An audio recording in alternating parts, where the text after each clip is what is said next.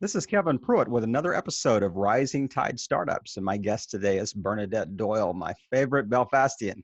Thank you for joining us this morning, Bernadette, or this afternoon your time. I'm delighted to be here. Thank you so much. So tell Rising Tide listeners a little bit about Bernadette Doyle. So Bernadette Doyle is a single mum of two boys, and I started my online business before I was expecting the first one. And because I already had like a trade in time for money business, so I was selling my time to corporates, I didn't really have to commit to my online business. But then when I found out I was expecting my first child, it was a real wake up call. And I was like, I really need to re-engineer my business fast because I'm no longer going to be able to travel and do overnight stays with a young baby. So that was where that's where I got on my big why to commit to my online business. And within 3 or 4 years, that business had reached $1 million in revenue.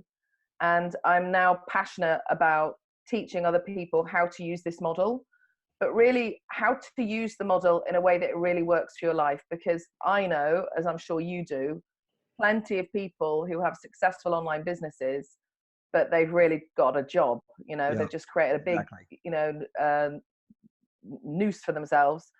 And I'm really interested in like, how do you set your business up and keep re-engineering it and making the tweaks so that it's really working for you and your life. So go back a little bit. So you kind of touched on the general side of things. More specifically, what was the area that you were in? Were you working in a specific industry and then you became a trainer in that industry and then it kind of morphed from there? So walk us through that path a little bit. So I started out on a graduate training track with Procter & Gamble. Mm-hmm. And I moved from there into a telecoms company. And I was always interested in sales. I was always interested in new business. And while I was there, I got very interested in phone sales. Now, this is going back to the 90s, right? Sure. Yeah. So phone sales was like the cutting edge then. And I got really interested in that. And then for a variety of reasons, an opportunity came up and I thought, now is the time for me to step out on my own. And I did it because I was 26, I had no dependents, I had no commitments, I didn't even have a mortgage. And my thinking was, you know what, I'm going to give this a go. If it doesn't work out, 2 years' time, I can go and get a proper job. So I got started and my goal was to sell training to businesses. And at the time, I'd learned a lot about NLP, neuro-linguistic programming, that I'd been applying to my own sales career and it had made a massive difference. But I quickly found out that the market wasn't looking for NLP training. And when I started to talk about where people were stuck and where they thought that they had immediate problems, what they were saying is, we need to get our sales team on the phone and selling. We need to get our sales team generating appointments. Mm-hmm. And my opportunist mind goes, well, I know how to do that, so I'll just focus on that. And it turned out to be a really great decision because within 18 months, I was known in the UK as the expert on cold calling. Mm-hmm. Not because I'd ever sat down and said, right, this is my vision, this is my dream. Yeah. It was really just spotting an opportunity and going, right, I know I can help people with that. And that's how I got started. So by the time I found out I was expecting my son, my business had grown and I was in demand. And at one point I was actually in too much demand. I was like, I need to find a way to leverage. And that was when I created my first information products. My first information product was a set of audio cassettes. So that'll give you an idea of how far back. Did it come with a pencil? Museum now. The information's still good. That's right. Did it come with a pencil that you inserted to rewind it if it ever? We should have done that. That could have been a bonus that we added with it. So I'd started to do information products, but I hadn't really figured out how to sell them online. And when I first was looking online, which was in the early noughties, there wasn't ClickFunnels, there wasn't Samcart, there wasn't all of the tools that make it so easy. There wasn't Stripe, there were all the tools that make it so easy to get up and running. Like you could be selling products online overnight now. Yeah. If you just get connected with the right tools. And it wasn't as easy back then, but that's how I got started. So I love the way that you kind of framed that. I mean, because I think if you look under Wikipedia, under the word entrepreneur, I think the definition you gave was, I saw an opportunity and I capitalized on it. I mean, what a great story. So I didn't wake up one day passionate about, cold calling on the telephone, but I knew that I could do that well.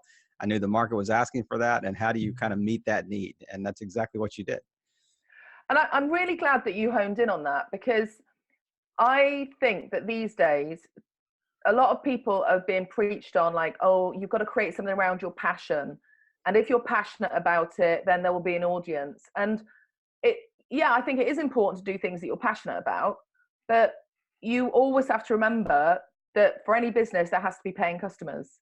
And Exactly. you've got to find like, well, what is it that people are looking for that they're willing to pay for right now? Right. And I believe there is a way that you can do that without prostituting yourself. Like Mhm. for me, it was like, oh, okay, they're focused on cold calling. I want to talk about NLP, but it just so happens that loads of the NLP stuff I have is applicable to cold calling. Yeah. So I just need to present it that way. Yeah.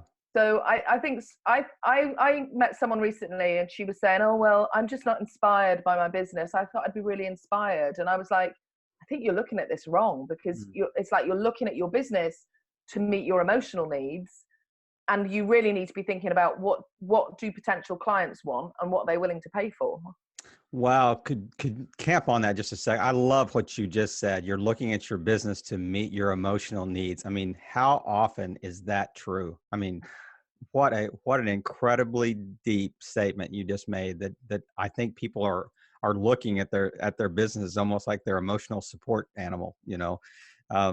It's what a great line. I mean, that is so very true.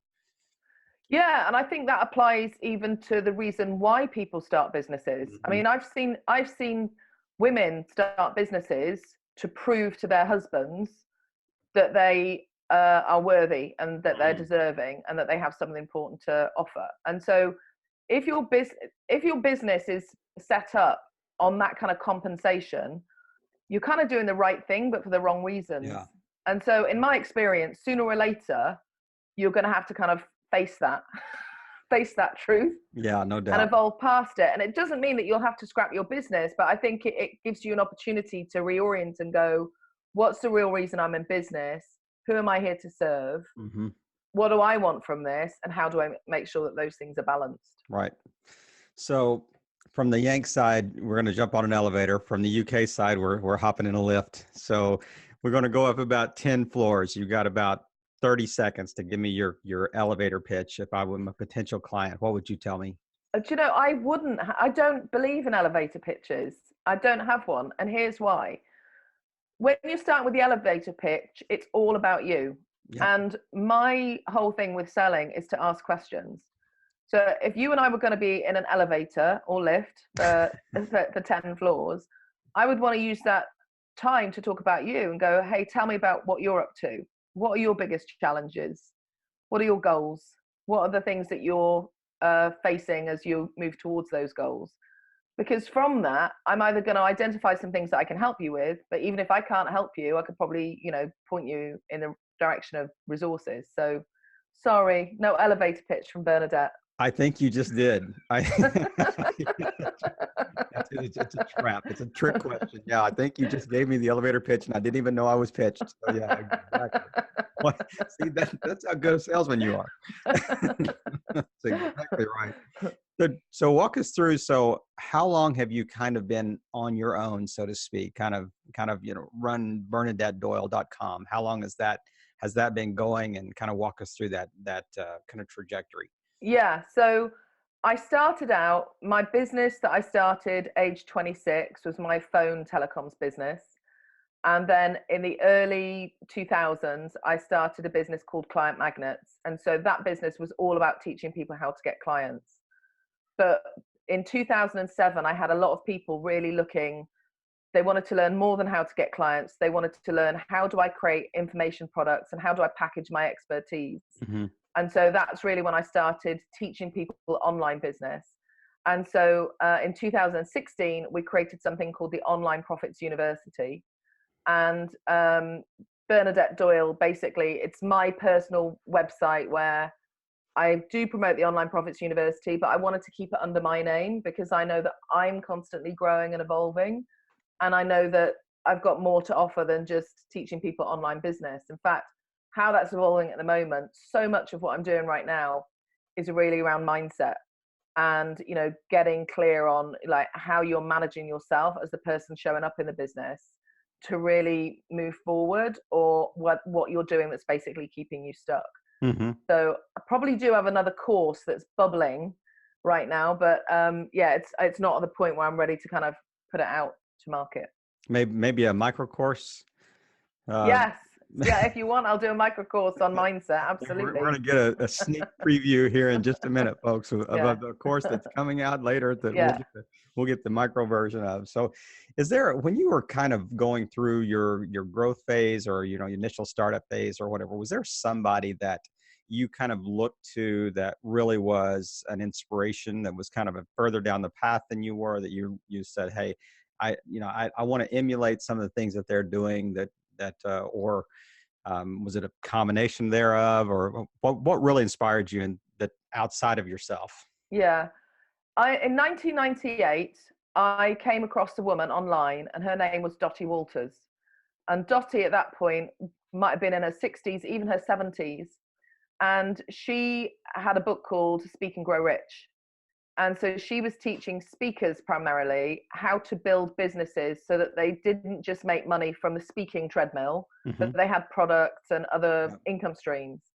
And I flew to California. It was the first time I'd visited the States. And I flew to California, and I spent a couple of days at her ranch with about 10 other people. And I mean, she just like downloaded for us. She had decades of experience around selling. She was a really inspirational person that she'd started her business in the 40s, and literally she was selling advertising door to door, and she had kids in a stroller, you know, accompanying her. Wow. So Yeah. she she's I'll get tearful speaking about her, because she just made a difference to so many people. Mm-hmm. And I know so many people now who've got successful businesses, but you know, at some point in their career they were taught by Dottie or touched by Dottie. She passed on over 10 years ago, but she left a massive legacy. So she didn't just inspire me at the time. I remember that first session that I went to with her, I was so limited in my thinking about what was possible.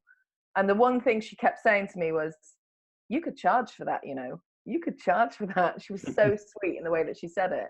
But now I look back and I go, what she was showing me, I was just really over delivering in my business. There was so Mm-hmm. much I was doing that I was giving away for free. Yep. And she was just pointing out to me, you could make these add-on extras. Mm-hmm. And she was trying to show me that I could make more money and profit in my existing business just by making those little tweaks. Yep. And it's funny because I never realized this until I just right now talking to you. So that's actually what I now do with people. You know, often people come to me and they think, you know, they might want to double their business, let's say, and they think, how I'm going to double my business is I'm going to double my clients, or I'm going to double my leads. And it's never that. Like, there's always things we can do with the business that they've currently got to tweak, to make some adjustments that in many cases would double their profit. So thanks for that, because I hadn't made that connection. That all came from Dottie. See, I mean, there's an adage that says even a blind cow finds water sometimes. That unintentionally I stumbled on Did you that just one. call So me a cow? no, I was talking about me. That's right. Yeah, you give me credit for something I unintentionally did. Oh, that's great. So touch on that just for a second. So many times, I mean, they're in the kind of the entrepreneurial journey. When I talk to people, they can touch on a segment, just like you talked about, that, you know, somebody inspired them, or they hired a coach, or whatever, but it was a massive investment at the time based on Yeah. where they were financially. Was that Yeah. the case for you as well? Oh, I totally got that story. Um, After my first son was born, he was 6 months old. And the year when I found out I was pregnant, which was about, you know, let's say 15 months earlier, I had really gone for it in my business. And I was well over six figures in my business, but it was purely through hustle. And then, as you know, because I know that you're a father, like once baby number one comes along, your whole life turns upside Yeah. down. And you suddenly realize all sorts of limitations on time that weren't there previously. And so the impact of that in my business was I was living on savings. My business was really struggling, to the point that I even asked myself, maybe I should just close this down. Maybe, you know, this just isn't going to work. And I got an invitation to apply for a program with someone called Yannick Silver. And he'd been on my radar for a while because I knew he also had a young family, Mm-hmm. and I appreciated and admired what he was doing in business. And I thought I think he could really help me because he's selling information online, but he's a few steps ahead of me. And his program cost $13,000. And at the time, I was living on my savings, and I had $3,000 of savings left, Mm. the equivalent of $3,000. And I thought, well, I'm going to apply for his program because, I'll see if I can get in. And sure enough, I applied. A few days later, I get this email back saying, congratulations, you're in. And I went, woo! And then I went, oh my God, No, now I've got to pay for this program. And it was a pure leap of faith. And I'm so glad you asked me this, because I have so many people who ask me about investing in their business, and they say, oh, it's all right for you, Bernadette. You don't understand. And I'm like, I've totally been there. yep. And I'm so glad I didn't discuss that with the people around me, because I'm certain any well-meaning friend or relative would have attempted to talk me out of that decision. Mm-hmm. But I think the reason I didn't talk to anyone else is because I knew inside this was something I had to do. So I put down my 3,000. That was all of my savings in the deposit, and now I still owed him the 10,000. But I was determined that I was going to get a return on this investment. This was the really interesting that happened. This all was around March time, and our first meeting was in May. So I didn't receive any coaching or any input from Yannick until May. But in April, I got this idea that I needed to streamline my offerings to make way for what I knew I'd be creating with Yannick. And I would do a closeout sale. So I did a closeout sale, and I did a bunch of emails, and I did an offer to my list that week. And that closeout sale brought in the equivalent of $16,000. Wow. Which, if you think about it, works out to be the cost of his program plus my travel expenses, etc., to participate that year, because there was some trips to the US for me. Now, the thing that I find fascinating about that is that opportunity to do that closeout sale had been present all along. Like, I could have done that closeout sale in January or February, but I didn't see it until after I'd made that investment in myself. And the big mistake that people make when it comes to investing in programs is they think they're investing in the mentor, and you're not. You're investing in yourself through the mentor. And the reason you can always get ROI on any investment, like even if the mentor doesn't show up, right? Mm-hmm. That story is proof that I got the ROI because it was the shift that I made. Yeah. It was the perspective that meant I could suddenly see opportunities that I hadn't seen earlier. So the people get all caught up about what's the right mentor? Is this the right mentor? Is this the right time? And you really need to be asking yourself, when is going to be the right time for me to invest in me? Because if you really take yourself to that point of like, you have to see this return and you're committed, whatever it takes, that you're going to get return on investment, it's impossible not to. You just basically then got to stay open to the intuitions, the opportunities that are already there. They're already there. It's just like the current version of you can't see them. So it's when you invest, you are then stepping into and affirming, this is like the future me. And then that's when suddenly you can see possibilities that you were blind to previously. That's going to be a kind of a weird segue here that you're thinking, does this really apply to what I just said? But so there's a scene from what I remember, because it's been many, many years since I've seen it, but one of the early Star Wars movies, there's a scene where Luke Skywalker is like trapped, and he can't go backwards, but he can't go forwards because there's nothing there. There's no bridge or anything, but the bridge will not appear until he steps out. Yes.